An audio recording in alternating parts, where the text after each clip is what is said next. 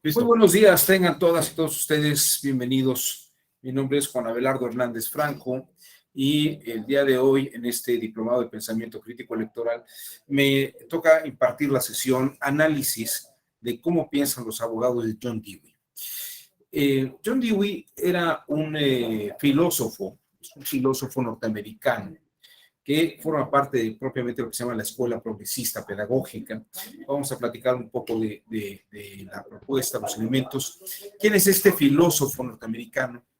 Ciertamente hay que señalar que tal vez no es un personaje que haya tenido la fama de un Kant, de un Hegel, de un Federico Nietzsche.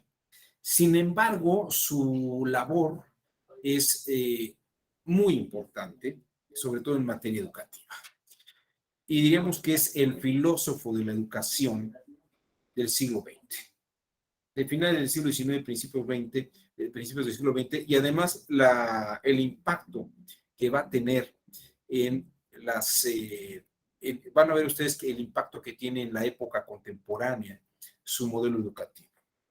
Incluso les diría que es un perfil sumamente atractivo y muy innovador para lo que vamos a ver. John Dewey, debemos señalar que forma incluso, les voy a decir una cosa que es muy importante, forma a personajes extranjeros muy importantes que tienen repercusiones en otras partes del mundo. Vamos a hablar, por ejemplo, un poco de Feng Yulang, que es un filósofo chino que estuvo estudiando en Chicago con John Dewey y del cual asume muchas de las teorías que van a impactar en la China postmaoísta. Feng Yulang ciertamente estuvo en los años 20, 30 en Estados Unidos, pero va a dar y sentar las bases de lo que viene siendo esta otra forma progresista de educación en China. Es solamente un botón que va a servir como ejemplo del alcance que tiene John Dewey en la educación a nivel mundial. Si ustedes están de acuerdo, pues me gustaría comenzar con algunas ideas sobre la educación que va a enfrentar John Dewey y para que se entienda hacia dónde se dirige John Dewey y qué es lo que ataca propiamente. Si les parece, entonces voy a compartir estas láminas que pueden ser muy didácticas.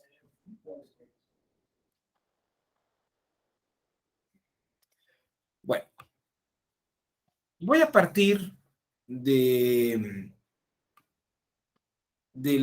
modelo clásico educativo.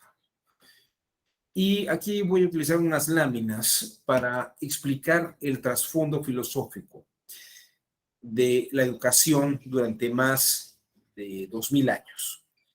Platón, en su obra Cratilo, que es una obra dedicada a dar etimologías en la mayor parte del texto, habla sobre la etimología de antropos, de ser humano. Y dice que antropos viene de dos palabras, que son anathrei, que es examinar, y aopopeo, que es lo visto o lo que se observa y se mira. Antropos, o la naturaleza etimológica de la palabra antropos, que nos caracteriza a todos los seres humanos, según Platón en el Crátilo, es aquel que examina lo que ve.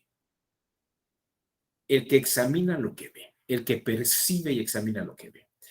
Ahora bien, aquí me gustaría señalar que Platón, pues la etimología que utiliza no es exactamente la etimología más aceptada por todos los filólogos, y claro, habría que remitir a que Platón tal vez está hablando de una etimología prehistórica y mucho antes de la época de la alfabetización griega. Entonces, tal vez es muy posible que tenga alguna razón en ese sentido. Esto que se le critica a Platón, pues también se le critica a la obra de Heidegger, por ejemplo, o de Federico Nietzsche, cuando hablan de ciertas formas etimológicas que siguen más fonemas que estructuras gramaticales. En Aristóteles, un discípulo, o el discípulo más destacado de Platón, tenemos la misma idea de la naturaleza humana. Dice Aristóteles en su texto sobre la memoria, se ha dado el conocimiento cuando se ha contemplado, cuando observamos, cuando miramos. De ahí, de hecho, la palabra theorein, de donde viene la palabra teoría, se relaciona con esta actividad. Aristóteles dice en la metafísica que no hay, dice, no hay sentido más preciado que el de la vista.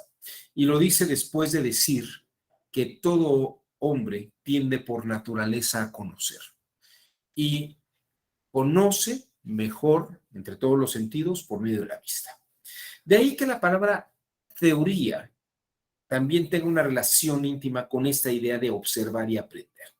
La palabra teoría viene de thea, orao, que significan visión y contemplar.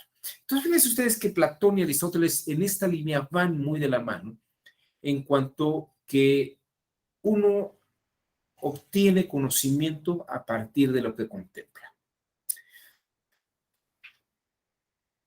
Tal vez no se agota aquí toda la idea, la teoría pedagógica de Aristóteles y de Platón, pero sí diríamos que es un factor muy importante y relevante. Tan importante y relevante que, si ustedes me lo permiten, Aristóteles plantea que nuestra mente es una tabula rasa. Hay una cierta forma de conocimiento empírico porque no hay nada en nuestra mente que no haya pasado por nuestros sentidos. Repito, no hay nada en nuestra mente que no haya pasado por nuestros sentidos. Es decir, nosotros no tenemos nada en nuestra mente y solamente a partir de que vemos las cosas, abstraemos su esencia y a través de una serie de procesos mentales que han sido estudiados por los medievales, dicen que se hace una abstracción de la esencia, una conversión al fantasma, y pasa luego, algunos autores dicen que pasa primero a un inteligente activo, que es contemplado a su vez por un conocimiento activo. Entonces el pasivo contempla al activo, que es el que pone el reflejo nuevamente y se da un conocimiento. Básicamente hay un poco de misterio en esta teoría del conocimiento, pero no podemos negar que esta idea de observar y de aprender rige toda la cultura occidental y me atrevería a decir arábiga desde el siglo tercero, segundo antes de Cristo, hasta principios del siglo XX. Es escuchar y ver lo que el docente, el magíster, el maestro muestra y los demás observar y aprender.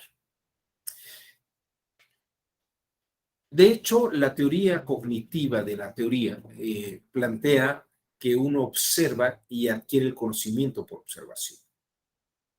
Y la cátedra magisterial es una muestra de lo que se hacía en la academia de Platón y en el liceo de Aristóteles. El maestro daba la lección y los demás escuchaban. No había una participación propiamente activa, pero se seguía. Los jesuitas, colegios que tenían una metodología sumamente interesante.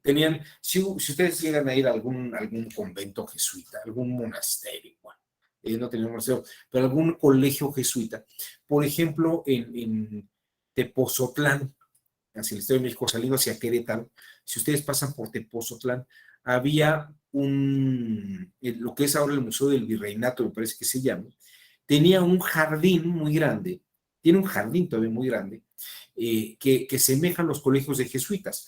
Los jesuitas caminaban en parejas y uno le leía al otro una página o un párrafo de lo que había que estudiar.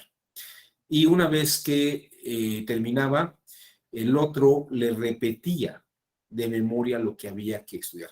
Y a este método se le llamaba un método peripatético, porque iban caminando mientras iban aprendiendo y repitiendo, pero era leer y repetir, ver qué se decía en el texto, repetir el texto.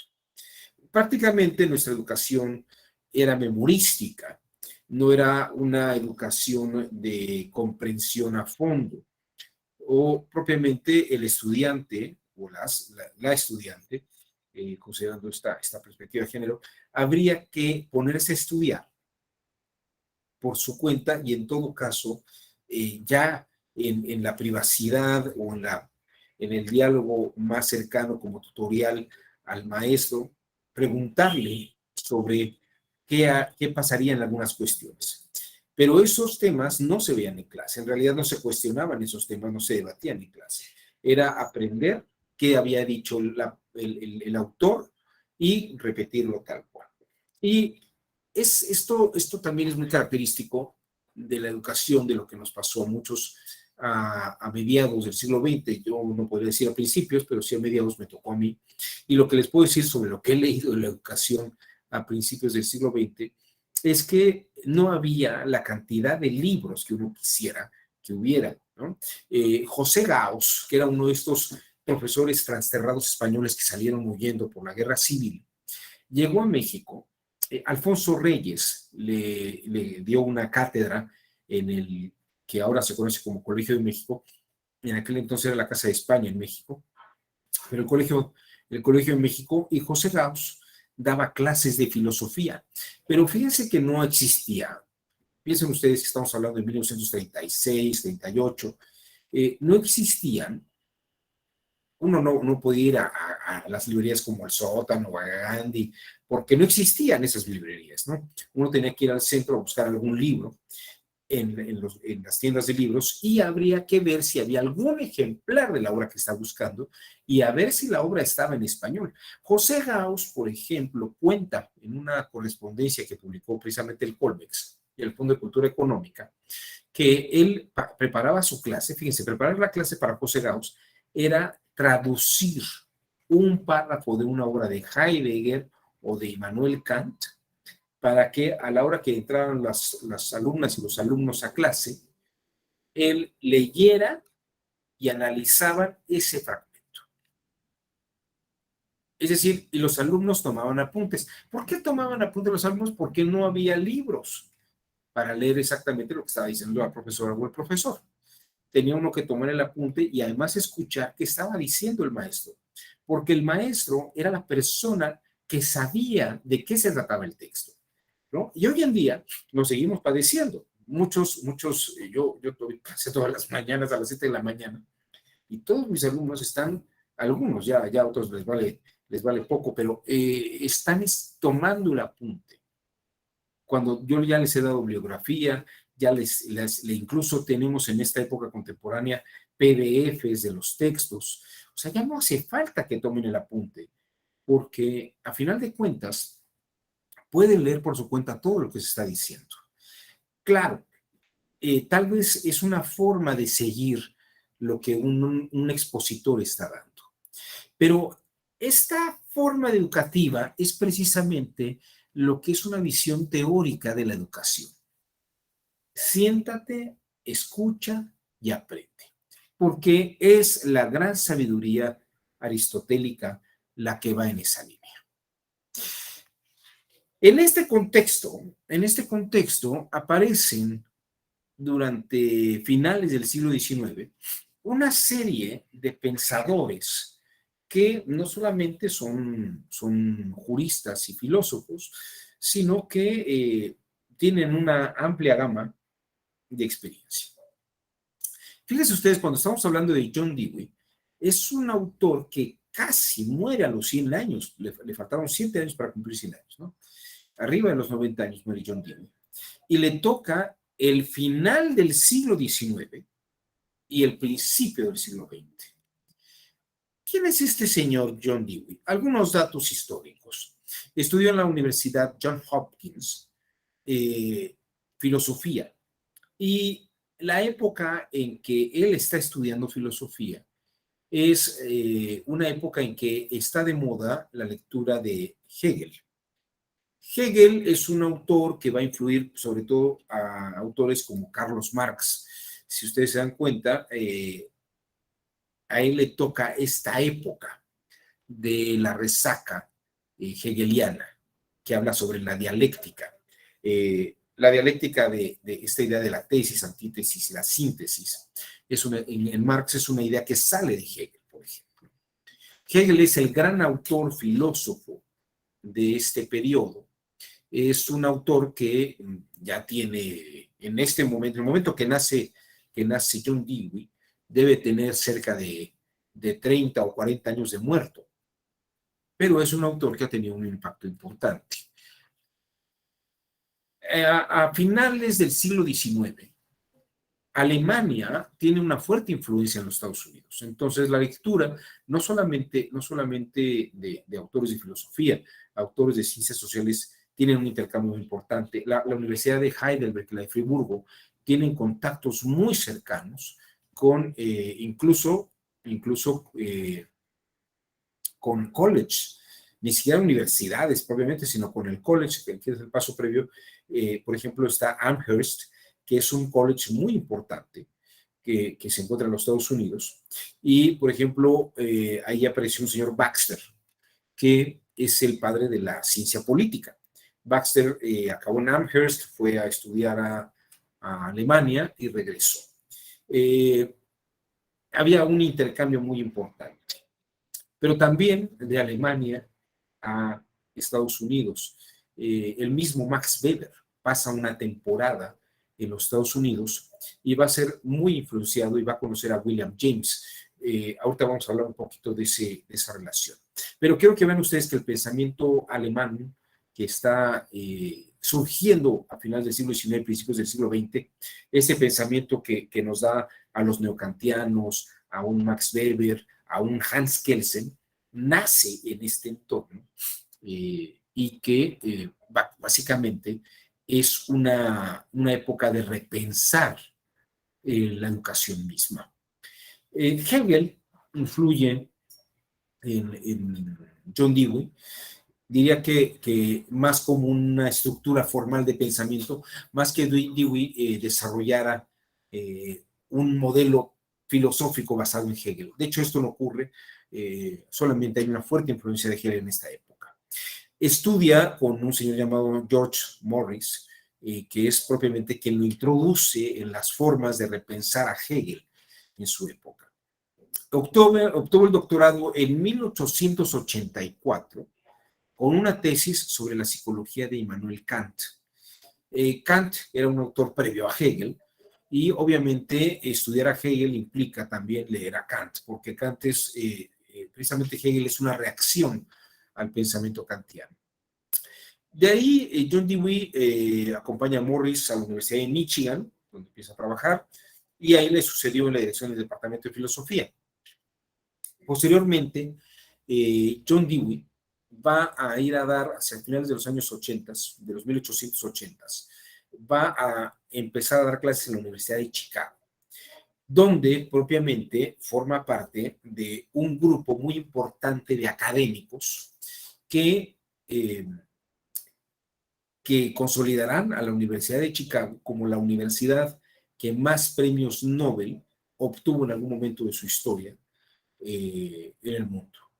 Es decir, la Universidad de Chicago es muy importante, sobre todo en los Estados Unidos, porque por lo menos, déjenme decirles que hasta hace escasos 10 años, la Universidad de Chicago había dado cerca de 50 premios Nobel en diversas áreas, 50 premios Nobel.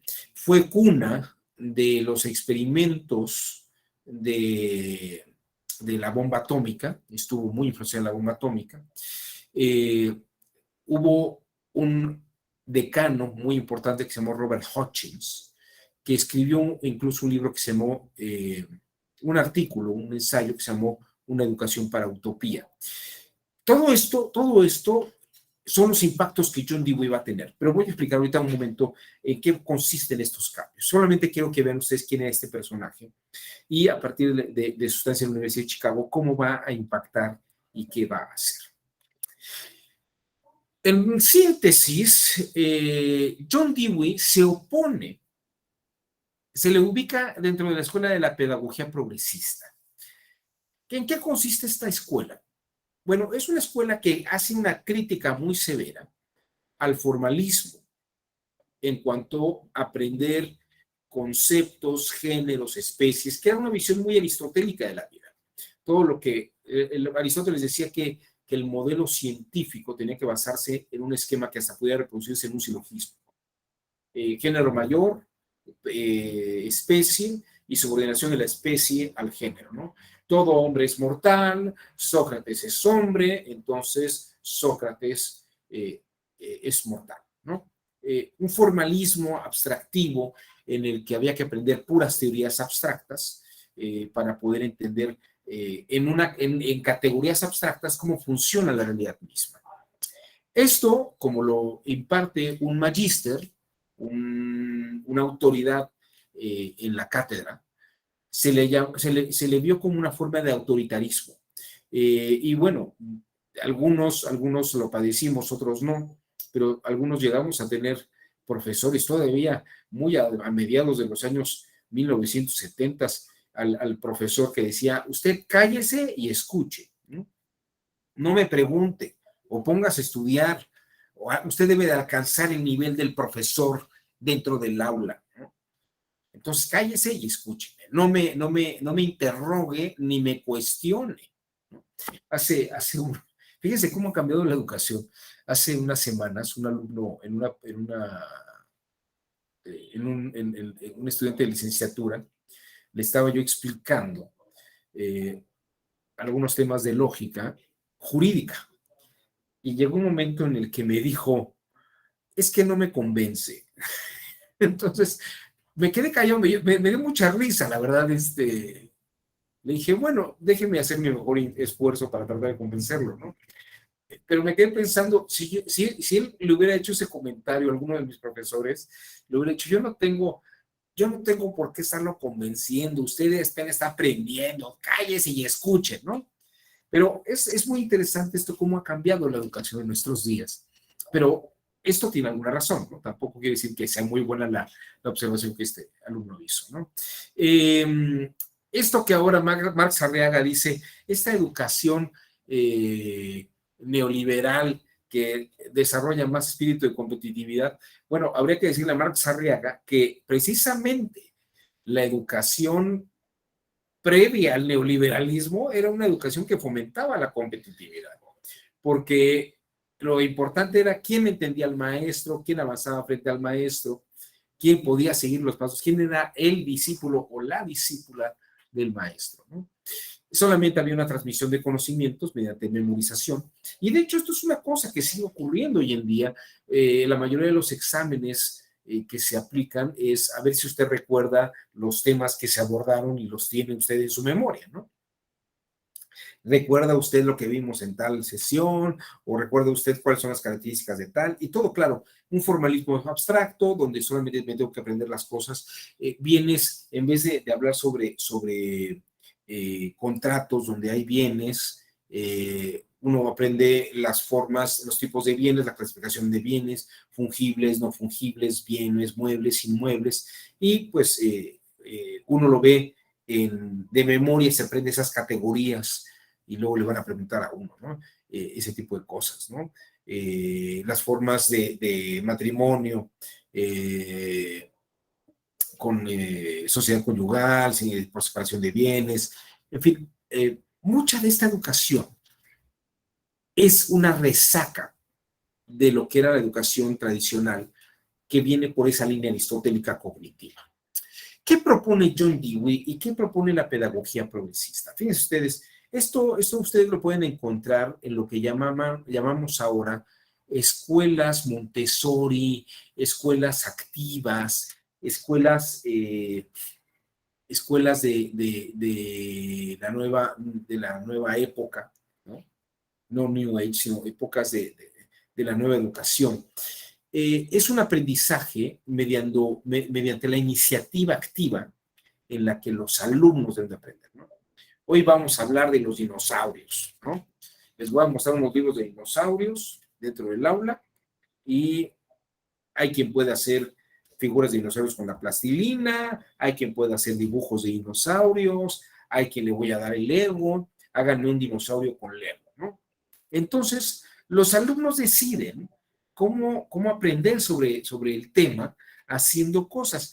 Claro, ustedes dicen, oye, pero estamos hablando de una educación superior. Espérenme, solamente estoy partiendo de la educación progresista, porque obviamente, dice John Dewey, y lo va a decir más adelante, bueno, lo voy a decir un poquito más adelante, pero de una vez lo digo, la educación forma parte de un proceso biológico. La educación forma parte de un proceso biológico. Entonces, ¿qué es? Aquí se rompe el siéntese y escuche. Aquí es educación activa y participativa por parte de las y los alumnos, donde hay una educación más práctica. De hecho, incluso los profesores y las profesoras pueden decir, bueno, hoy podemos hablar de los dinosaurios o podemos hablar de los seres prehistóricos, el hombre prehistórico, ¿no? ¿De qué quieren que hablemos? ¿No? Y entonces los niños y las niñas, la maestra o el maestro van llevando un programa académico, pero no tiene que ser lineal, ni tiene que ser, bueno, es que el temario dice que ahora vayamos al tema 2, ¿no? Porque ayer vimos el 1, entonces hay que ver el tema 2. La educación activa es un poco, a ver, tenemos que llenar estos temarios, tenemos que ir viendo estos temas, pero si quieren, vemos el tema, o si hay algo que los inquiete, vemos ese tema que los inquieta. No sé, que hayan escuchado que venía un asteroide o que vieron una película que les impactó mucho, podemos hablar un poco de eso. Pero precisamente la educación activa no es esta linealidad autoritaria, competitiva, de memorización, ¿no? Es que los estudiantes participen y aprendan, ¿no? Es una educación mucho más práctica, democrática y además intenta ser general e individualizada. Todo el mundo lo aprendemos en pequeños grupos, pero también lo vamos a desarrollar. Bueno, John Dewey precisamente plantea que la enseñanza debe ser por la acción. La educación es la vida, dice, y la escuela es la sociedad, ¿no? De ahí viene esta famosa frase de ¿dónde te educaste? En la escuela de la vida, ¿no? En la escuela social. Esto que estamos viendo es propiamente lo que se enmarca, esta escuela progresista se va a enmarcar en una filosofía, que es la filosofía del pragmatismo. Vamos a ir adentrándonos en este tema. Solamente quisiera señalar una serie de obras muy importantes que van a hablar sobre este marco filosófico teórico. Ya les había dicho yo que para Dewey el pensamiento es un producto de la evolución biológica, pero también la conducta humana se desarrolla por un entorno físico. Y dice Dewey, y esta es una idea que también toma Skinner, y un poco el conductismo. Por el medio ambiente contingente en el que estamos inmersos, tenemos una serie de comportamientos. Y esos comportamientos nos llevan a actuar de ciertas formas y aprendemos en la actuación de esas formas. Aquí es donde John Dewey escribe en 1920 una obra que se llama La reconstrucción de la filosofía, donde, fíjense que es curioso, dice, ya no pensemos en Hegel, en el gran sistema filosófico de Hegel, ni en el gran sistema filosófico de Kant, ni incluso lo que luego será Jean-Paul Sartre, por ejemplo. Ya no pensemos en esos grandes sistemas filosóficos en que Aristóteles escribía sobre ética, sobre física, metafísica, lógica, ¿no? Hegel tiene su lógica, tiene toda una enciclopedia de las ciencias. Kant hablaba sobre las razones puras, las razones prácticas, la crítica del juicio, sobre política. O sea, el filósofo era como un todólogo, sabía de todo. Pero en el caso de John Dewey, cuando habla de la reconstrucción de la filosofía, él dice, hay que repensar la filosofía en un sentido práctico que vaya de la mano con todos los conocimientos industriales, sociales, tecnológicos que se van desarrollando en este mundo. Y prácticamente el mundo está cambiando, el mundo está empezando a tener una presencia en la que empieza a haber automóviles, empieza a haber cine. Usted me puede decir, bueno, ¿y el cine cómo puede impactar? Hay un texto bellísimo de Jan Epstein que habla sobre que a nadie se le había ocurrido viajar en el tiempo tan claramente o entrar en dimensiones donde se va en cámara lenta o en reversa, que el mundo puede ser reversible, hasta que aparece el cinematógrafo, ¿no? Cuando el cinematógrafo nos permite entrar en esas dimensiones y mundos innovadores, obviamente la mente humana piensa de otras formas que nunca había contemplado. Esto lo lleva a escribir, y fíjense, cada 5 años aparece un libro importante. Experiencia y Educación en 1925, La Busca de la Certeza en 1930 y El Arte como Experiencia en 1935. Siempre es practicar, ejercer, participar de un entorno en el que uno haga cosas. ¿Cuál es propiamente la propuesta de John Dewey? ¿Cómo se puede dar el conocimiento en John Dewey? Bueno, incluso hay un libro que aquí no está señalado, pero ya no lo puse, pero se llama ¿Cómo pensamos? ¿Cómo pensamos? Donde precisamente trata de mostrar cómo construimos el pensamiento. Cosa que, pues, en algunos otros autores, Kant había dicho que todo lo diseñamos con una serie de formas en nuestra mente, categorías que tenemos desde el nacimiento, categorías a priorísticas antes de la experiencia, y que a partir de ellas operamos en el mundo. Hay algunos otros autores, como en el siglo XVII, John Locke, que decían que aprendíamos por experiencias directas y repetíamos palabras y hay toda una serie de teorías. No hay nada realmente tan preciso y tan conciso como lo hay hoy en día con la neurociencia y todas las teorías pedagógicas contemporáneas. Me parece que John Dewey precisamente da un puntapié inicial en observar estas nuevas formas de conocimiento. Y precisamente en cómo pensamos va a tener un impacto muy grande, de tal manera que en un lapso de 5 o 6 años se ve obligado en algunas otras conferencias dirigidas exclusivamente para abogados a escribir un pequeño ensayo que se llama ¿Cómo piensan los abogados? Ahorita voy a regresar a este tema. Consideración, ¿qué es lo que dice? ¿Cuál es el modelo John Dewey? Consideración de alguna experiencia actual o real del niño, o incluso le diría del ser humano, ¿no? Ahorita van a ver por qué incluso ya no me refiero solamente al niño. Es decir, yo tengo una experiencia que está ocurriendo en la vida.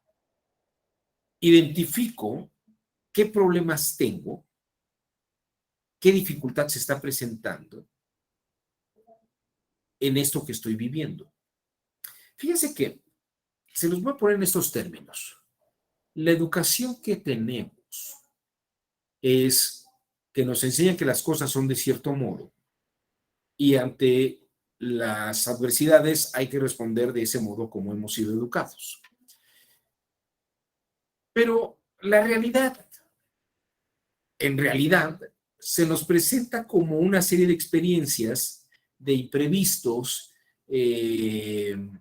eventualidades, circunstancias que pueden ser complejas, que no estamos preparados para precisamente la contingencia circunstancial, situacional de un momento nuevo, ¿no?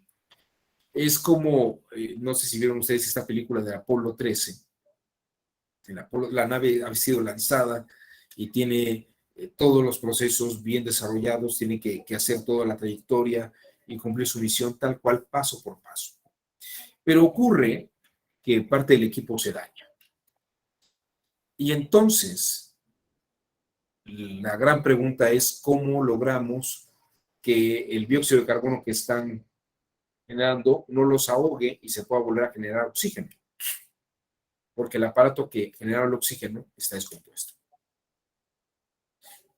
Lo importante es que los expertos de la NASA le dicen a los sabios de la NASA, los que están en la misión, estos señores están en el espacio, no pueden ir a una tienda Steren, ni pueden ir a Radio Shack a comprar cosas que le faltan, ¿no? Le dicen, estos con los que están viajando, hagan que esto pueda ser. Fíjense que esto es muy interesante. Entonces, la educación que propone Dewey es sobre una situación que no tenemos prevista, ¿qué hacemos? O sea, tengo una experiencia, veo que hay un problema, una dificultad que se me está presentando, y entonces John Dewey dice, nuestra mente tiene que hacer una inspección de qué tenemos, qué datos tenemos. Pero fíjense que no solamente eso, porque vamos a pensar, por ejemplo, el caso del derecho. Tengo esta ley. Bueno, pero la ley luego no me dice todo esto lo que necesito. Ah, bueno, pero tengo esta jurisprudencia.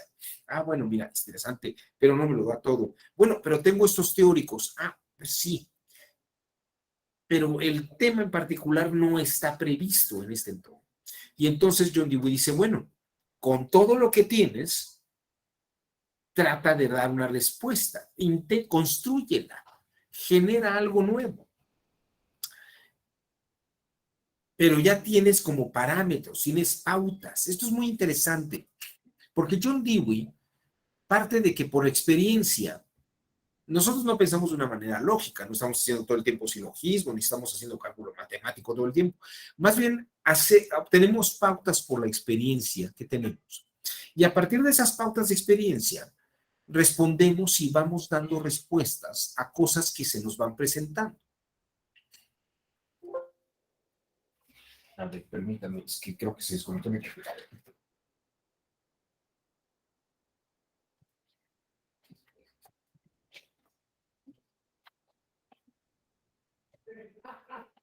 Ahí está.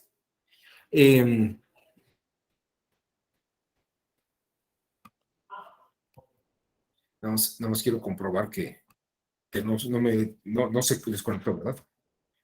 Bueno, fíjense, esto es muy interesante. Nadie nunca nos enseña cómo resolver imprevistos. Nadie nos enseña a hacer imprevistos. Nos dicen que hay leyes, que hay jurisprudencias, que hay metodologías, ¿no? Cuando uno entra a una oficina o entra dice, miren, ese es el proceso. Usted tiene que cumplir el proceso de una manera eficiente, ¿no? Pero el tema es, oiga, pero ocurrió esto, ¿qué hacemos? ¿Qué hacemos?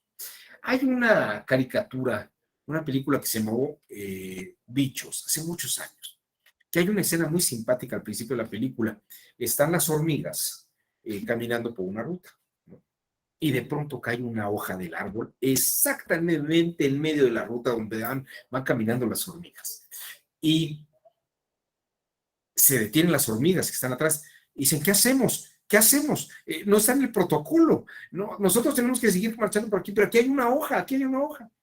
Entonces aparece una de las hormigas jefas, que es la que es un poco más creativa, y es precisamente lo que John Dewey diría que se hace.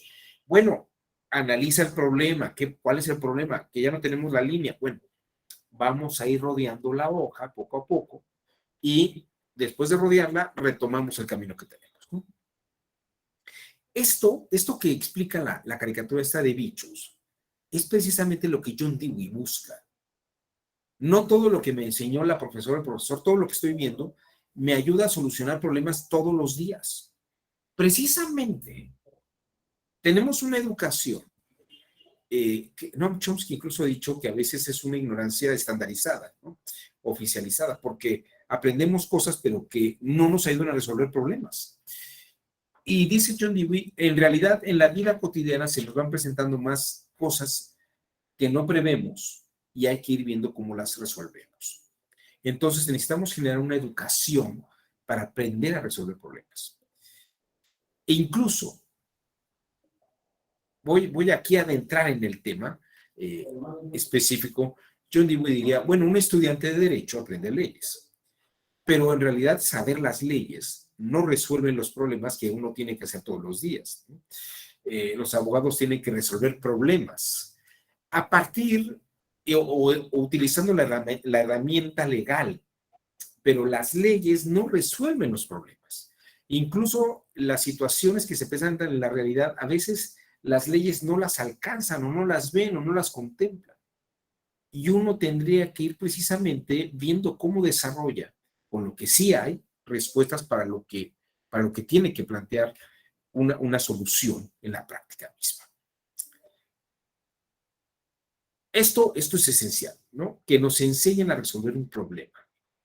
Entonces, John Dewey lo que dice es que el razonamiento que hay que desarrollar es un razonamiento que pudiera tener principios, pautas, pero tiene que ser creativo, tiene que saber no quedarse con las pautas estandarizadas o a partir de las pautas estandarizadas o de las normas establecidas, ver formas de solución de los problemas que se van planteando.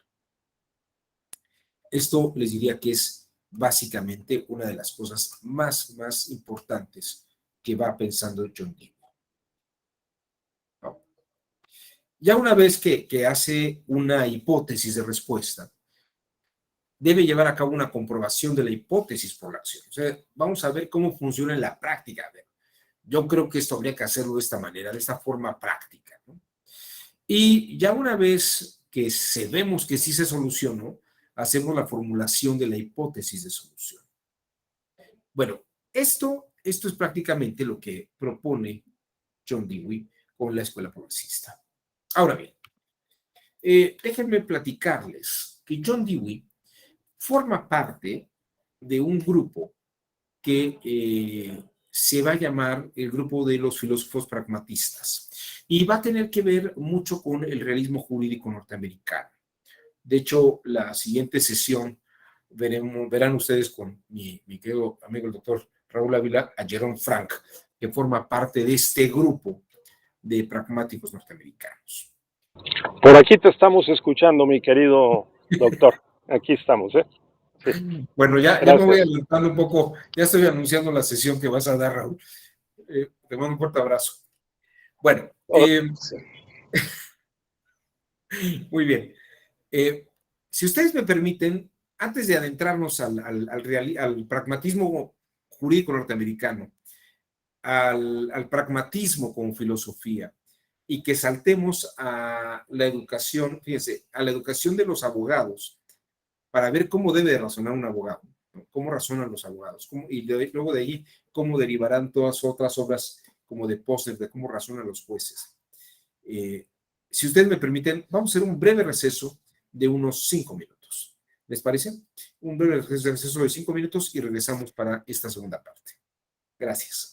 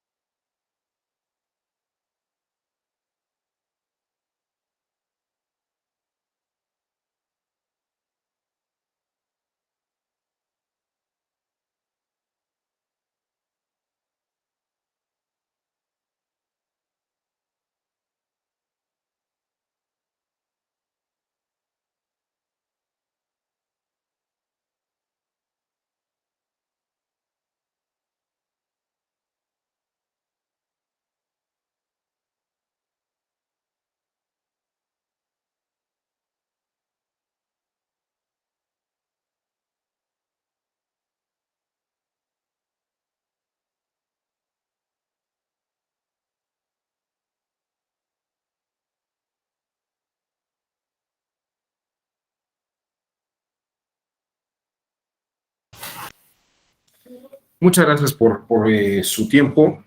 Regresamos a hablar sobre John Dewey y el pragmatismo norteamericano y vamos a adentrarnos en el pensamiento de los juristas y cómo se va perfilando el pensamiento de los juristas a partir del pensamiento de John Dewey. No sé si antes de continuar hasta este punto haya alguna duda o alguien quisiera hacer algún comentario. No. Bueno. Fíjate, estimado Abelardo, si me permites, profesor, Por favor, mi eh, señor Raúl, adelante. meto mi cuchara. Fíjate que una de las preguntas que yo me he hecho siempre, porque vas a tratar el tema del pragmatismo, es de dónde tomaron los norteamericanos la filosofía norteamericana muy original, digamos, del pragmatismo, por la que los distingue, las bases de su pensamiento. Sus raíces son escocesas, porque he leído, por ejemplo, que Graham Bell, ¿no? O que algunos otros, David Hume, por ejemplo, filósofos, juristas escoceses, digamos, en general el pensamiento y la experiencia anglosajona, más pragmática, incluso bosquimana de origen, en condiciones bien difíciles de clima, siempre fue muy pragmática. Y que, por ejemplo, el tema de la paridad de género, ¿no? Las mujeres iban al frente de las tribus bárbaras, ¿no? Junto con los niños, era un asunto de sobrevivencia, de supervivencia.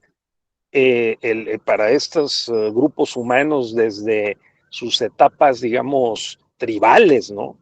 Entonces, ¿cuál es tu apreciación, aprovechando el momento, estimado uh, Abelardo, con toda tu sapiencia? Digo, tienes mucha información y conocimiento en estos temas. A ver si pudieras hacer alguna reflexión al respecto. Sí, gracias. Bueno, muchas gracias, Raúl. Fíjate que podemos, ciertamente, bueno, son anglosajones, sin duda alguna, y lo que ocurre, por ejemplo, en Escocia, que señalas esto que es muy interesante, por ejemplo, el mismo Kant, aunque era un polaco que hablaba alemán, y que estaba en esta zona de la frontera entre alemán, lo que es la zona germánica y polaca, era de ascendencia escocesa. Pero fíjate que ahora que lo estás mencionando, tal vez podríamos analizar esto. Filosóficamente hablando, hay algunos autores, que podrían ser Thomas Reid, que es padre de lo que llamamos el sentido común, que precisamente decía que hay que resolver las cosas con un sentido común que tenemos en cuanto a consenso, esta idea de lo que llamamos incluso a las máximas de la experiencia, cosas que vamos sacando por experiencia. Giambattista Vico tiene algunas cosas sobre esto, incluso citando a Cicerón, que hay como un saber colectivo por experiencia, que es lo que llamaríamos un sentido común. Podría ir en esa línea de una visión, pero yo no me atrevería a decir que va mucho por ahí. Existen algunos teóricos que van en esta línea. Hay algunos, recuerda tú que David Hume, de hecho, no ve con buenos ojos a Thomas Reid, porque él sí cree que hay una gran parte de conocimiento que es generado desde la racionalidad, hay un racionalismo muy importante. Yo creo que incluso este pragmatismo norteamericano, Raúl, ni siquiera tiene un trasfondo filosófico. Te voy a decir dónde creo que está, y sobre todo en los Estados Unidos. Está en la libre interpretación de la Biblia. A diferencia de Europa, donde en el catolicismo tenemos a un papa, y la religión católica tiene una forma de precisamente interpretar la doctrina de la iglesia, ¿no? Son los obispos, los cardenales, los que tienen autoridad de interpretación del texto sagrado. En el caso de los Estados Unidos, que está muy influenciado por la Biblia del rey Jaime, no existe este sometimiento académico, intelectual, religioso. De hecho, el estar lejos de una iglesia, incluso la iglesia anglicana, el estar lejos en un país donde estás colonizando, la interpretación del texto bíblico genera por una parte pensamiento crítico, una forma de cómo voy a pensar lo que me está ocurriendo en esta situación y a partir de qué me hubiera dicho Dios en estas circunstancias, o qué me dice Dios en estas circunstancias en las que estoy rodeado de cheyennes. En el Antiguo Testamento, en el Nuevo Testamento no aparecen los cheyennes ni los apaches, ¿no? Entonces, ¿qué es lo que tendría que hacer en una situación como esta, ¿no? ¿Qué hacía el profeta Daniel? Tal vez tratarlos como si fueran los leones. Creo que ahí esto es lo que yo creo que es muy importante, sobre todo si uno revisa qué es lo que está ocurriendo en los Estados Unidos en este periodo histórico entre el siglo, en el paso de los Estados Unidos de la Revolución de Independencia y todo lo que está transitando en el siglo XIX. Hay una notable influencia religiosa, pero no dogmática, sino que es el encontrar la interpretación de la Sagrada Escritura para el caso concreto. Y esto no existe en Europa, no existe en España, los luteranos tienen una línea, los calvinistas tienen otra, pero en Estados Unidos no, la libre interpretación de la Sagrada Escritura les lleva a replantear y a pensar de alguna otra forma cada situación en la Biblia. Que la Biblia tiene esta posibilidad de interpretaciones, ¿no? Por lo menos lo que se ha mostrado en Estados Unidos. Yo creo que precisamente de ahí viene esto, ¿no? Están los principios, está la Biblia, pero tienes que ver cómo la aplicas en situaciones prácticas, en situaciones fácticas, cosa que nunca habían pensado. Está la ambición de volar una aeronave. ¿Qué hubiera pasado? ¿Qué pensaría Cristo? ¿Qué hubiera pensado? Fíjate que hay una cosa muy interesante, que esto lo dice incluso Marshall McLuhan, Raúl. Dice, en ningún lugar de la Biblia los ángeles tenían el don de la ubicuidad, cosa que tú y yo y los compañeros aquí, las compañeras aquí, Diana Cecilia, Javier, Roberto, Fernando Saldaña, todos estamos en la ubicuidad, estamos todos en la casa de todos y la voz se está escuchando en todas partes. Esto en ningún pasaje de la Biblia se había experimentado, ¿no? Esto no existía. Viajar a la velocidad que uno va en un automóvil, en un avión, ningún dios griego se lo hubiera imaginado. Hermes se queda corto, ¿no? Las posibilidades de teleconferencia. En este momento podemos ver China y Asia. O sea, si alguien estuviera conectándose ahorita en línea desde la Plaza Tiananmen, también esto nunca la mente del siglo XIX lo contempló, ¿no? Entonces yo creo que es precisamente el desarrollo de la tecnología y este desarrollo de la libre interpretación del texto lo que agudiza mucho la mentalidad del norteamericano. Claro, no podemos descartar la influencia de un Adam Smith o Adam Smith, que había sido discípulo de un señor Hutchins, que fue a su vez discípulo de David Hume. Entonces hay una línea filosófica interesante, pero me parece que el pragmatismo norteamericano nace precisamente de unas condiciones en las que hay que responder. Además, hay una corriente inglesa y tiene una fuerte línea escocesa, que es el utilitarismo de Jeremías Bentham. No hay que confundir al utilitarismo con el pragmatismo. El utilitarismo es considerar y creer todo aquello que nos está siendo útil o que nos puede ser útil. Hay muchas obras de Charles Dickens donde los personajes más rígidos, más rigurosos, más terribles son estos utilitaristas ingleses, ¿no? Hay que hacer las cosas de esta manera porque, como dirían en The Mandalorian, that's the way, ¿no? Es así como se tienen que hacer las cosas, es la manera de hacer las cosas, ¿no? Mary Poppins, cuando pone a los niños a atender las camas, es que esta es la forma de hacer las cosas. Eso es muy utilitarista, muy del siglo XIX, principios del siglo XX.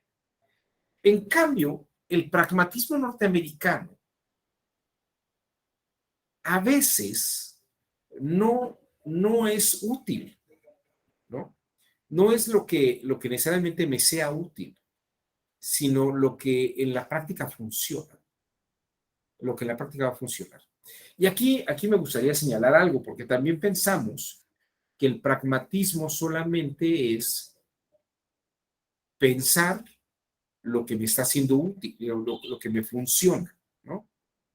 Pero si me permite, Raúl, con esto puedo empezar a retomar algunas ideas de la exposición que estoy montando. Claro, muchas gracias, Abelardo, gracias. Y creo que esto va a ser muy didáctico.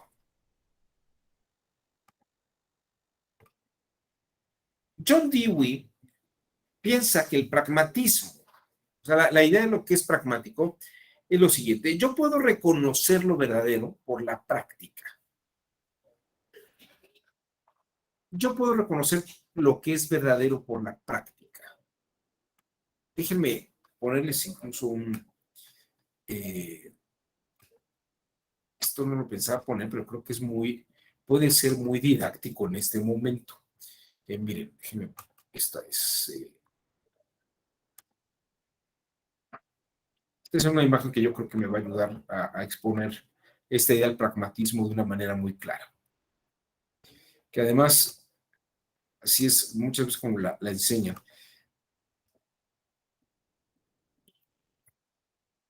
Miren, aquí tenemos algunas imágenes de principios del siglo XX, finales del XIX, donde las personas estaban diseñando modelos para volar. Ciertamente las ideas parecían que eran coherentes, tenían una hilación, y pues uno pensaría, claro, si las aves baten las alas y se elevan, pues esta es la forma, esa sería la manera en que hay que hacer las cosas, ¿no? El pragmatismo, de algún modo, lo que muestra es que tú puedes tener una idea coherente, pero es en la práctica donde vas a ver si efectivamente tu idea coherente funciona. Cuando funciona es que es congruente. Pero fíjense que esto es muy interesante. No es que lo que me funciona en la realidad sea lo que yo tengo que creer. Más bien, lo que yo voy armando en mi mente y veo que funciona en la realidad, ¿eh?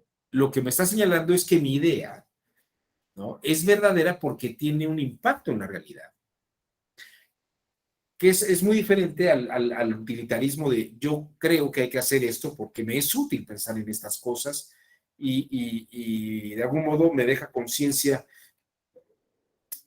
Yo creo que hay que levantarse temprano a esta hora, hay que llegar puntual, porque a lo mejor yo soy una persona con una visión religiosa pietista, como la de Kant, ¿no? Hacer las cosas con un orden, un horario, una forma específica. Eso podría ser útil, pero no es práctico.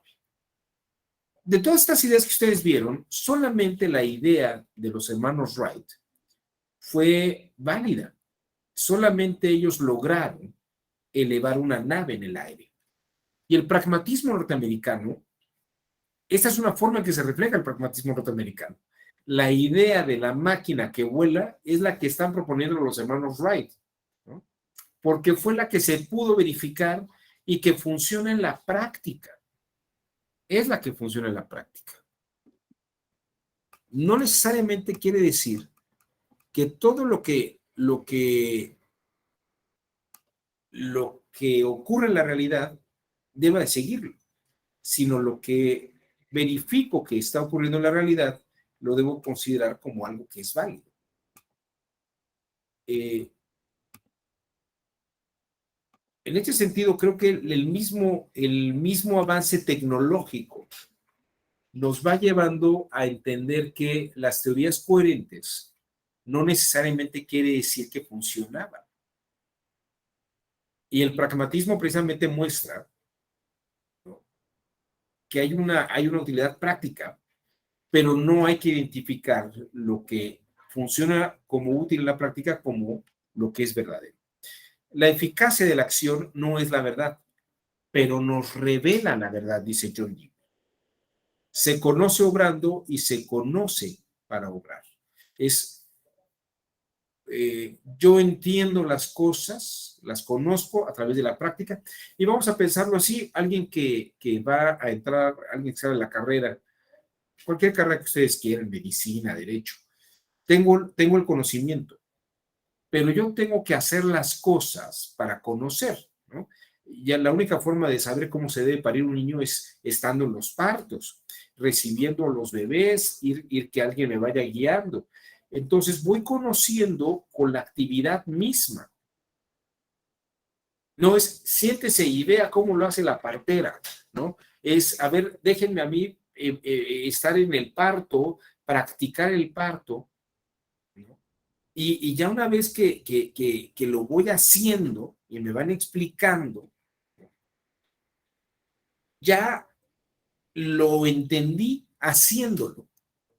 Y luego lo puedo, lo puedo entender muy bien, y la próxima vez que lo haga, ya lo sé hacer de esa forma. Entonces, fíjense que aquí está el punto más interesante. Esto se lo escuché a alguien cuando estaba explicando lo que es el método de simulación, por ejemplo, de audiencias, cuando alguien aprende el sistema de audiencias de juicios orales. Dice, hay que hacer que la gente lo simule como si fuera un juego. ¿Por qué? Porque aunque la simulación no es real, el aprendizaje sí lo es. Aunque la simulación no es real, el aprendizaje que se tiene sí es real. O sea, la persona que está haciendo parir un bebé en una serie de muñecos, tal vez, está teniendo una experiencia real de eso. Aunque el muñeco de bebé no es real y la mamá de muñeca es real, ¿no? Y a la hora de practicarlo sobre la marcha, puede reforzar el conocimiento. Entonces vean ustedes cómo John Dewey rompe el esquema de la clase magisterial, rompe el esquema de lo que es teórico. Y aquí déjenme plantearles lo que es la filosofía pragmatista. Siguiendo a John Dewey está William James, que es un médico. Y en el caso de la medicina, los avances de medicina se van dando en la línea en que uno debe de ir viendo qué es lo que está ocurriendo, ver qué condiciones genera, qué estados de ánimo. Por ejemplo, William James distingue lo que son las emociones de los sentimientos. Fíjense que es interesante esto. William James, por ejemplo, dice, yo voy caminando por la calle y de pronto se me aparece un perro y me ladra. Yo estoy sintiendo el ladrido, estoy sintiendo la fuerza y la violencia del perro, ¿no? Pero, estoy hablando ahorita solamente de William James. Ese sentimiento, el sentimiento va a hacer que la sangre tal vez se genere, empieza a correr más rápido, mi sistema nervioso o mi sistema glandular va a generar cortisol para evitar que tenga miedo o para tranquilizar el estado de que me estoy enervando. Y todos esos sentimientos, ese sentir, está generando modificaciones en mi cuerpo que me van a llevar a tener ciertas emociones. Y a partir de esas emociones me voy a sentir de una manera o de otra, ¿no? Fíjense que el autoconocimiento, y William James es médico, pero tiene también implicaciones psicológicas y también implicaciones filosóficas. Yo puedo ir conociendo en la medida que voy en la experiencia misma de las cosas. Pero dice William James, claro, aquí estoy conociendo todo el sistema glandular, cómo está funcionando, porque estoy viendo cómo interactúa el medio conmigo mismo. Y entonces puedo saber qué enfermedades se han generado, a lo mejor porque la gente ha tomado cierto tipo de aguas, se encuentra en ciertas zonas donde hay cierta vegetación, voy viendo que puede tener alergias.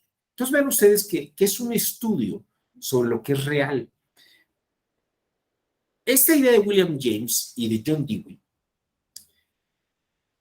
los llevó a formar parte o a crear un club que llamaban ellos el Club de los Metafísicos, en el que también estuvo vinculado el juez Oliver Wendell Holmes, que va a ser uno de los padres fundadores del realismo jurídico norteamericano, que tiene una fuerte influencia pragmática. ¿Cuál es la idea de Oliver Wendell Holmes y el Club de los Metafísicos? Bueno, déjenme decirles básicamente lo siguiente. Los metafísicos lo que dicen es que la ciencia, por ejemplo, la ciencia positivista, a veces utilizaba ideas que no estaban constatadas en la realidad, ¿no? Por darles un ejemplo, decían Augusto Comte, que era el padre del positivismo, decía que toda sociedad pasaba de su etapa religiosa a la etapa filosófica y de la etapa filosófica a la etapa positiva. Y claro, parece que así pasó en Europa, pero no ocurrió en América Latina. Los nativos bororos del Amazonas no han pasado de su etapa religiosa a una etapa filosófica, ni los nativos de las Islas Marquesas han pasado de su etapa religiosa a una etapa filosófica, y mucho menos a una etapa positiva. Los metafísicos dicen, esas ideas de Augusto Comte funcionan en ciertos niveles aislados, pero de algún modo todavía manejan ciertas ideas metafísicas. Otra idea, por ejemplo, de los metafísicos es, dicen, Carlos Marx, cuando habla de la dialéctica entre el propietario y el trabajador, que hay una lucha de clases, ¿no? Dicen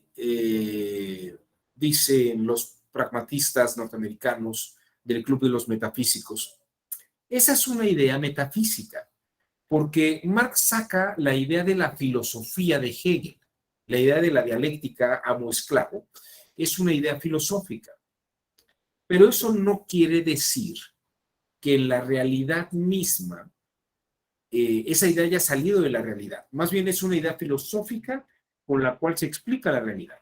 Y lo mismo pasa con Comte.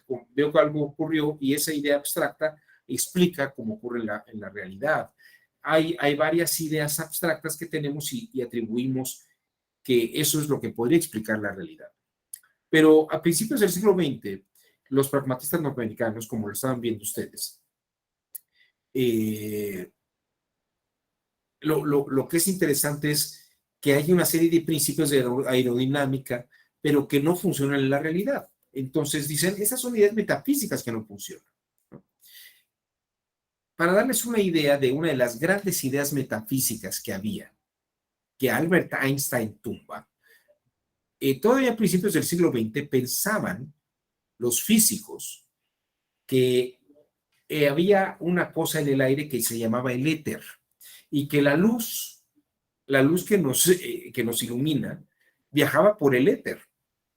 Y es Albert Einstein, en una tesis de 1914, que demuestra que no existe el éter y que la luz viaja en línea recta.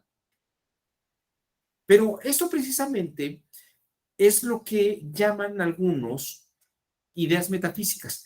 Entonces, estos pragmatistas norteamericanos se reunían y se decían que eran los metafísicos porque hablaban de ideas metafísicas, pero en realidad eran totalmente antimetafísicos, no estaban de acuerdo con esas ideas abstractas, que luego acabaron siendo desechadas. Hans Kelsen, en la teoría pura del derecho, se declara un antimetafísico, porque formaba parte de esta línea de pensadores que querían encontrar realidades positivas puras, ¿no? De hecho, el positivismo jurídico lo que busca es tener un positivismo, algo que sea verdaderamente constatable. Fíjense, aquí Oliver Wendell Holmes, puse la frase en inglés, pero Oliver Wendell Holmes lo que dice es esto: la vida de la ley, the life of law, ¿no? No ha sido la lógica, sino la experiencia. el juez no tiene que resolver con el silogismo, sino que tiene que resolver con su experiencia, con lo que sabe que debe ser bueno resolver. Y es pertinente. El silogismo puede ser correcto, pero tal vez no sea pertinente para la ocasión. De ahí, por ejemplo, que podemos decir que si el silogismo va de acuerdo con el razonamiento del juez, qué buen día para el silogismo, pero si el juez todavía encuentra excepciones al silogismo por pertinencias jurídicas, mal día para el silogismo. Entonces, estas son las ideas que son interesantes del pragmatismo norteamericano. Tal vez el mejor ejemplo de todos, y probablemente el más técnico de los pragmatistas, es Charles Sanders Peirce. Charles Sanders Peirce habla sobre una forma pragmática que es la abducción. La abducción. No es inducción, no es deducción, sino es abducción. Es una idea que rescata de Aristóteles, pero la desarrolla muy bien y cae en el pragmatismo de una manera muy clara. Charles Sanders Peirce lo que sostiene es, si ves un problema, plantea una, y no tienes una respuesta, plantea una conjetura o una hipótesis para resolverlo. Y luego, si funciona, racionaliza la respuesta como para hacerla una pauta o una fórmula válida científica, ¿no? Para ser más didáctico esto, déjenme platicarles, tal vez, no sé si aquí todo el mundo habrá visto esta serie de televisión que se llama Doctor House, pero es una cosa que podría ser muy didáctica y que las series de televisión norteamericanas como ER o Bones o La Anatomía de Grey o precisamente Doctor House son muy didácticas en ese sentido. Son personas que llegan al hospital con un cuadro clínico y los médicos les recomiendan un medicamento, ¿no? Una cura. Y resulta que luego esa cura no funciona. Entonces luego aparece un Doctor House que dice, claro, es que aunque el cuadro clínico daría a conocer que hay una enfermedad allí y ustedes le dieron esto, esta persona reaccionó mal con ese medicamento, porque no solamente tiene esa enfermedad combinada con esas otras cosas. O esta enfermedad no es la que ustedes están diagnosticando, es una enfermedad más compleja, que tiene ese cuadro más otros cuadros específicos. Por ejemplo, tal sustancia en la sangre, falta de potasio, tal otra cosa. Entonces tienen que hacer más investigaciones y descubren que efectivamente no era esa la receta o no era ese precisamente el tratamiento, sino que tenía que ser otro. El pragmatismo de Charles Sanders Peirce lo que muestra es esta línea, ¿no? Ah, bueno, perdón, no te funcionó esto, entonces déjame darte este otro medicamento para ver si funciona en esa línea. Aquí lo que es muy interesante es que esta forma de entender las cosas va a influir en el realismo jurídico norteamericano, en el que están Benjamin Cardoso y Jerome Frank. No voy a hablar mucho de Jerome Frank porque hablarán de él mañana, pero por ejemplo Benjamin Cardoso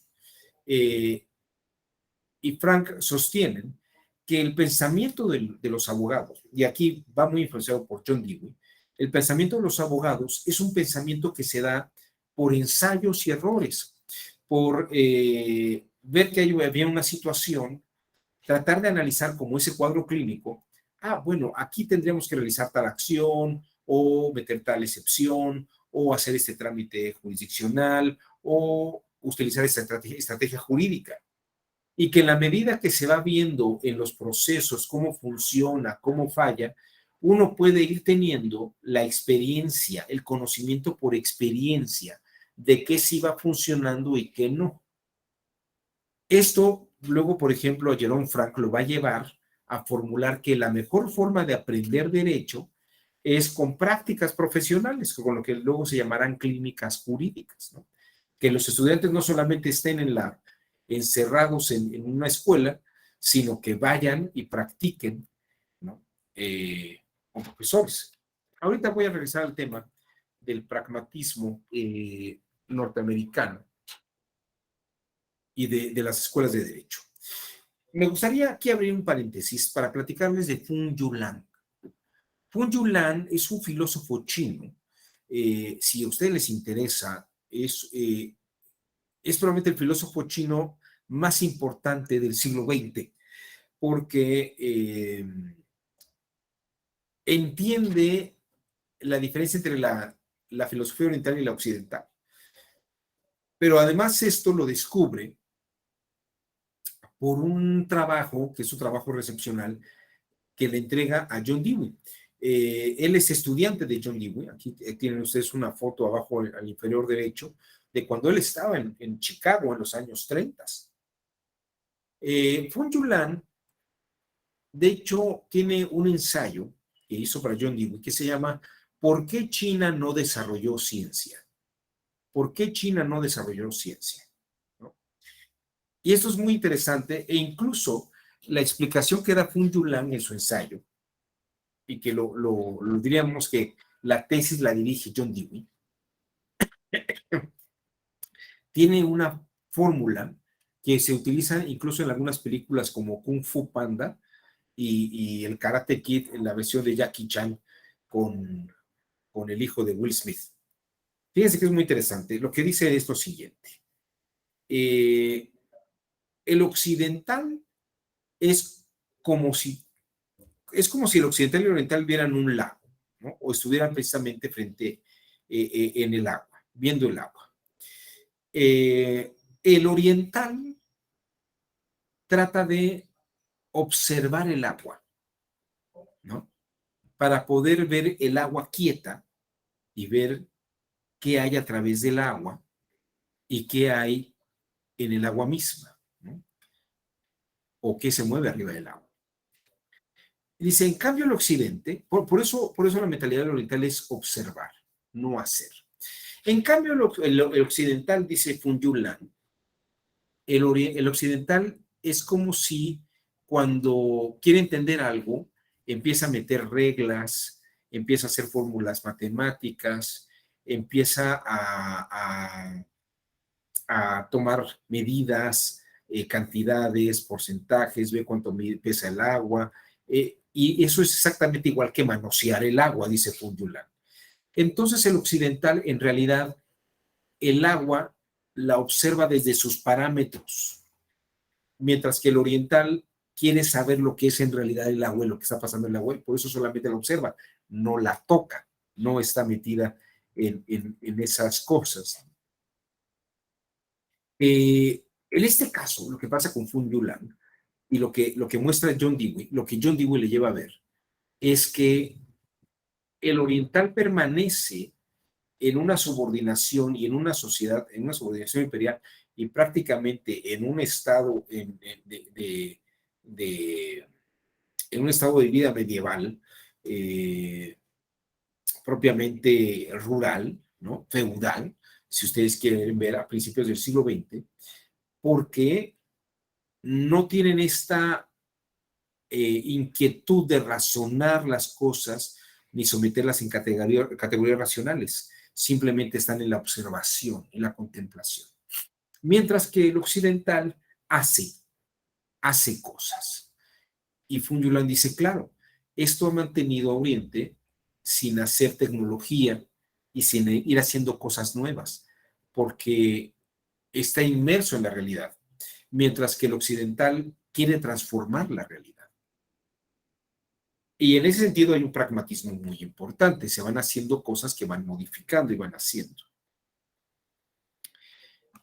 En esta línea, déjenme platicarles cómo estas ideas de John Dewey van mezclándose con el modelo de educación de los Estados Unidos y cómo se va transformando.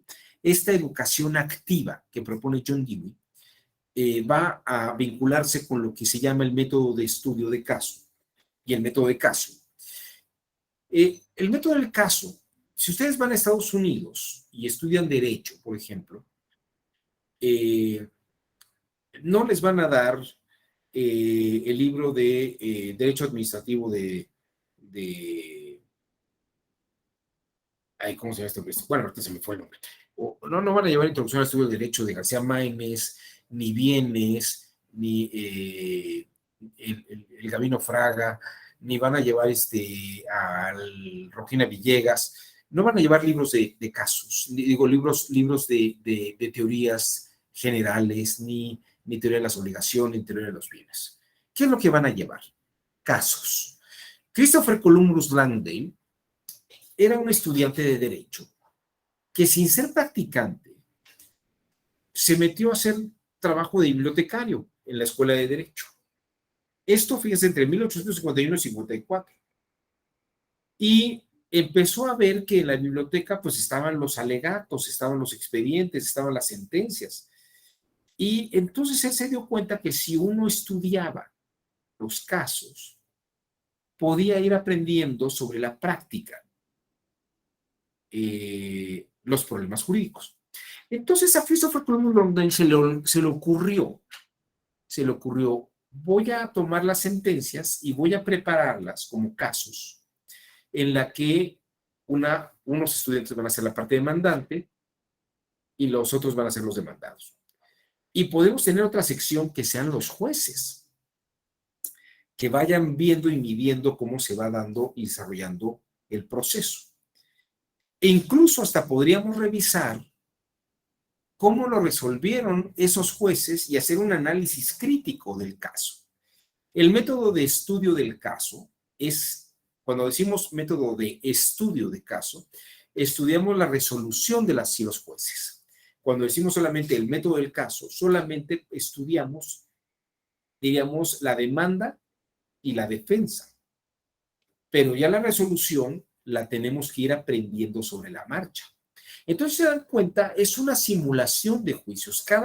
Cada sesión es simular un juicio. Y entonces iba preparando casos donde dice, bueno, este caso es de bienes fungibles. Este caso es de bienes inmuebles. Este caso es de bienes muebles. Entonces, el temario era ver cada una de estas formas de bienes, pero cómo se debatía sobre ellos en un proceso mismo. Esta idea es muy importante. Y aquí, por ejemplo, vamos viendo la dimensión que va estableciendo John Dewey en su pensamiento jurídico. La diferencia entre la clase magistral y el método del caso, entre la tradición aristotélica. En la tradición del magíster, la enseñanza mediante el método tradicional de clase magistral, no le interesa quién esté de alumno, ni quién esté sentado delante de nosotros. En cambio, cuando el profesor, que es más una especie de facilitador o de guía, les entrega sus roles y les dice, tienen que estudiar estos apartados de la ley, esta jurisprudencia, y aquí está su problema, aquí está su caso. El profesor incluso ni siquiera es importante, solamente va llevando el debate y la discusión dentro del aula. Esto es la idea pedagógica de John Dewey. Pero además, aquí ya podemos ver exactamente, en síntesis, de qué se trata su pequeño ensayo, cómo piensan los abogados.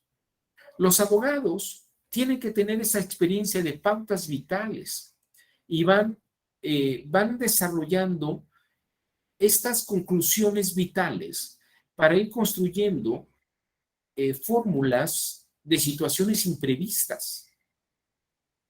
De pronto, pues uno podría ver que el caso iba en una dirección, pero en una simulación a lo mejor la contraparte hace algo que en el caso real nunca ocurrió. Y entonces yo en clase tendría que decir, híjole, esto no viene en el caso, usted no está copiando el caso, me está poniendo un 4 que si se le hubiera ocurrido al que hizo el caso, al que estaba precisamente demandado en la realidad, le hubiera ganado el juicio a aquel. Entonces yo tengo que generar como estudiante, con lo que tengo en esta pedagogía progresista, buscar mis elementos para ver cómo los voy a resolver o cómo voy a enfrentar este imprevisto que ni siquiera el mismo caso lo tenía previsto. Entonces, claro, es un aprendizaje comunal, social, y es un aprendizaje situacional. Y John Dewey lo que dice es que el pensamiento del abogado tiene que estar sesgado en esas direcciones y en esos sentidos de experiencia. Aquí solamente platicaré algo sobre Jerome Frank, pero ya mañana lo verán con Raúl. En 1933, Jerome Frank escribe un texto que se llama El método de estudio de caso. Y ahí precisamente hace una crítica y dice que en realidad lo que está enseñando Christopher Columbus no es cómo aprender a resolver un problema, sino cómo lo resolvían los jueces. Y ahí pues uno va sacando lo que son las reglas. En Estados Unidos, cuando uno ve cómo se van dando las resoluciones, pues uno va sacando lo que se llaman las reglas federales de evidencia, las reglas federales de procedimiento, o estas reglas que uno debe de ir siguiendo. Pero en realidad, para Jerome Frank, lo que hay que hacer es aprender en esta práctica, ¿no? Pero mañana lo verán ustedes con más calma. Algunas características de cómo se aprende. Fíjese, en el método tradicional, el alumno se sienta y escucha. Usted cállese y escucha. Se fundamenta sobre la base de la transmisión maestro y recepción alumno. El profesor es el importante y el propósito es acreditar evaluaciones individuales que generalmente se dan de memoria. En cambio, cuando hay método del caso, hay un aprendizaje activo, como el que proponía John Dewey, centrado en el alumno, centrado en que el alumno debe generar soluciones. Lo que busca John Dewey es que el pensamiento aprenda a generar o a enfrentarse a situaciones que no prevé y a desarrollar pautas o a desarrollar a partir de las pautas soluciones que no veía previstas. Esto precisamente es lo que John Dewey busca en la formación del pensamiento jurídico.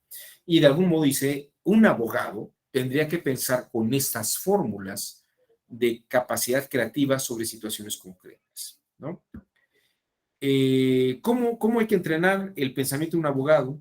Pues en un trabajo colaborativo y en la toma de decisiones en equipo. Por eso, cuando se les entrega un caso a los estudiantes, trabajan en equipos, ¿no? Tengo un experto en procesal, tengo un experto en el área penal, si yo soy un fiscalista, pues a lo mejor puedo ver que, o un laboralista, esas serían combinaciones muy interesantes. Puede haber procesos en los que hay que combinar elementos fiscales y laborales y todo este tipo de tomas de decisiones, ¿no? Pero entonces, si puedo trabajar en equipo, esto es muy interesante, ya no se trabaja, ya no es el abogado solitario que trabaja individualmente, sino son equipos de trabajo y hay una educación transversal. Parte del aprendizaje significativo, donde la principal herramienta del alumno es la comprensión de una experiencia simulada que proviene de situaciones reales. No le puedo dar a un alumno experiencias imprevistas, pero se las puedo simular, ¿no?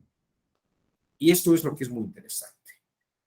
Los artículos de investigación del método tradicional dirigen la atención al lector hacia un determinado problema, algo que ya está investigando, que está analizando el investigador, y tienen una sola forma de narrativa. En cambio, cuando hablamos del método del caso, si uno le da un caso, el modelo de caso requiere que los estudiantes atiendan al detalle un asunto para ver dónde se les fue una idea o dónde hay otra, o alguna fórmula que no se previó. Fíjense que es muy interesante porque el pensamiento del abogado o el pensamiento propio del abogado es un pensamiento que está muy vinculado con la experiencia práctica, ¿no?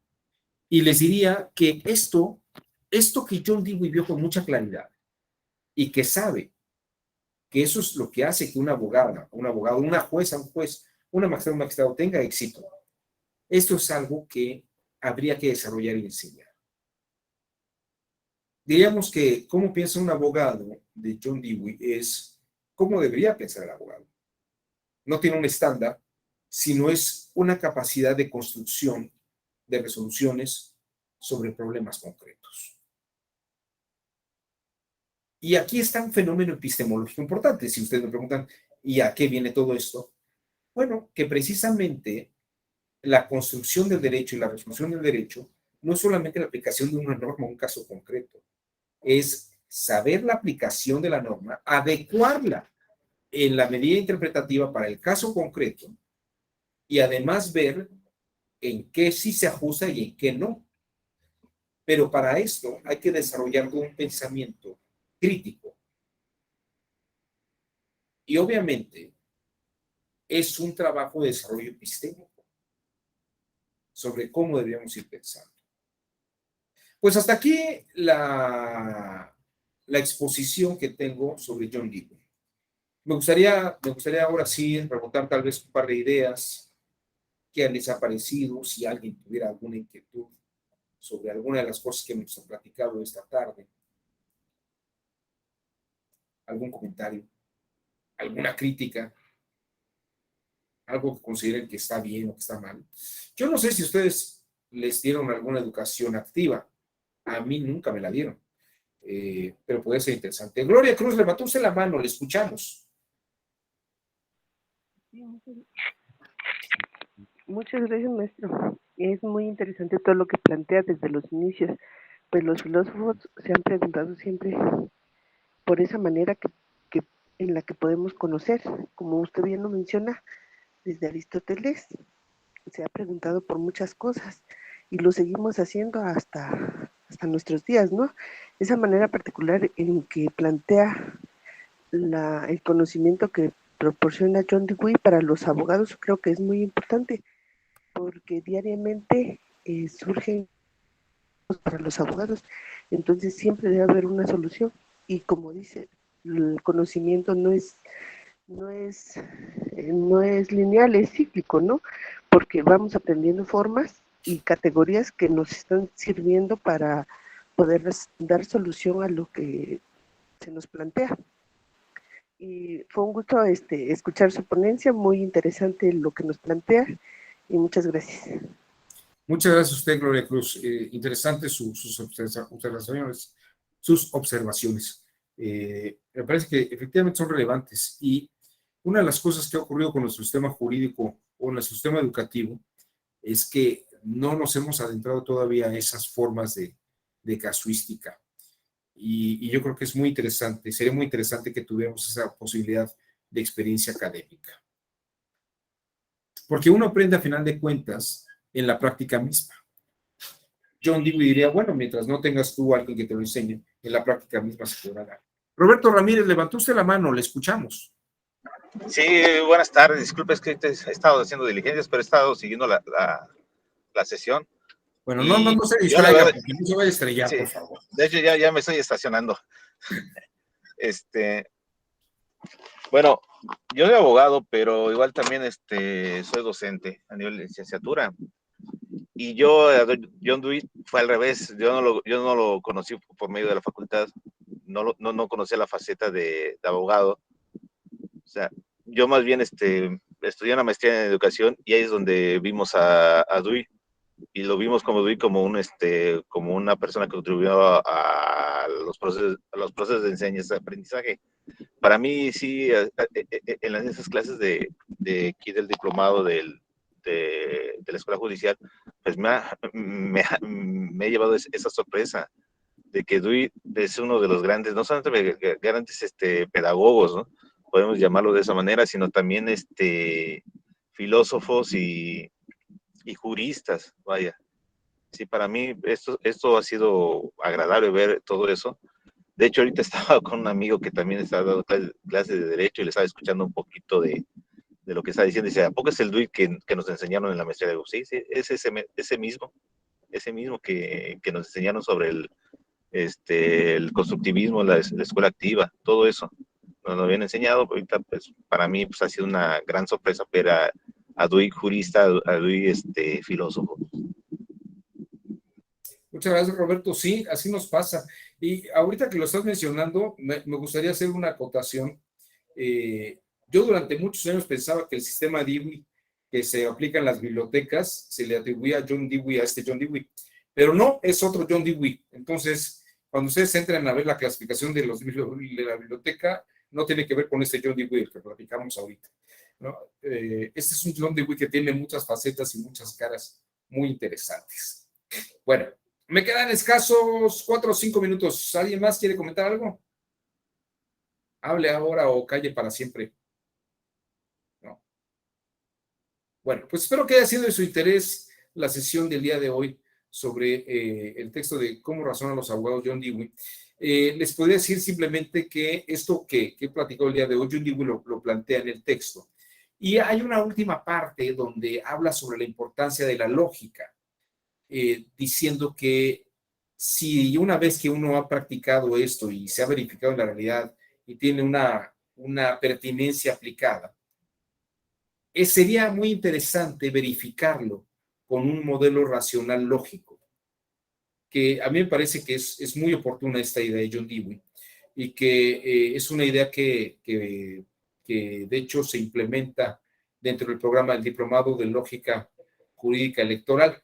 La idea es precisamente que sobre este pragmatismo luego se puede hacer una formalización lógica para verificar que también coincide con este modelo de verdad lógica esta verdad pragmática.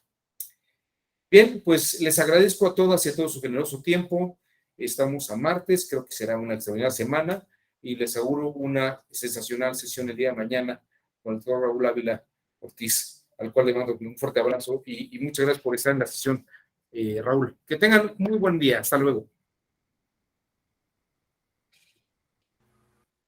Hasta luego.